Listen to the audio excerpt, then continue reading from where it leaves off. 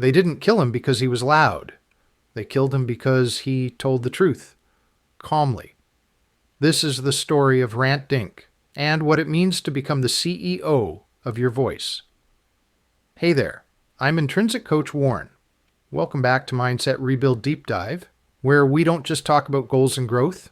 We talk about what it means to lead your life, to build something real, to own your story, to stop outsourcing your clarity, and start living like the CEO of your truth. Today's episode is not going to be comfortable, but I promise it's going to be unforgettable. It's the story of a man who believed memory mattered more than comfort, a journalist who spoke gently but carried the weight of a nation's silence, and what happened when he refused to lie about history just to survive. This is the story of Hrant Dink, the bullet, the dove, and the price of truth. Let me ask you something. Are you building your life or borrowing everyone else's? If you're still stuck in learning mode, scrolling podcasts and newsletters but not executing, then you don't need more free content. You need a system and accountability. That's what my Mindset Rebuild Newsletter's CEO Life OS Premium tier subscription delivers. A vault of clarity tools, monthly mindset plus strategy challenges, and frameworks that help you lead instead of react. If you're getting value here, don't just listen, commit. Go to mindsetrebuild.substack.com and join the paid tier, $9 per month. Cancel anytime. Stay if it works. On a cold January afternoon in 2007, a man walked out of his newspaper office in Istanbul, just like he had 100 times before. He was on his way to pick up his daughter from school. Moments later, he was shot 3 times, once in the neck, twice in the back of the head. That man was Hrant Dink, a 52-year-old journalist, Turkish citizen, Armenian descent, father, husband, truth teller. He was killed in broad daylight for one reason, because he refused to be silent about a genocide his country never admitted happened. He once wrote, "Yes, I feel just like a dove, always alert, always fearful, but I will not leave. I will not go." Imagine that level of presence, that level of integrity, to feel like prey and stay anyway. Now, I want to be clear. This isn't just about politics. This is about power, about systems, both external and internal. See, Dink wasn't just facing government prosecution. He was facing a culture built on denial, laws that criminalized insulting Turkishness, a media machine that twisted his words, and institutions that knew his life was at risk and did nothing. But here's the twist that hit me the hardest. That same dynamic exists in your life. It may not be the state, it may not be a courtroom, but I promise you, there's a system inside you right now that's trying to convince you it's not safe to speak up, that your full story is too much, that your contradictions make you unrelatable, that you should tone it down so people will buy, follow, stay. That's your internal Article 301. That's the law of silence you've unconsciously agreed to. The core of CEO Life OS is not productivity. It's not habits. It's not even systems. It's self-sovereignty.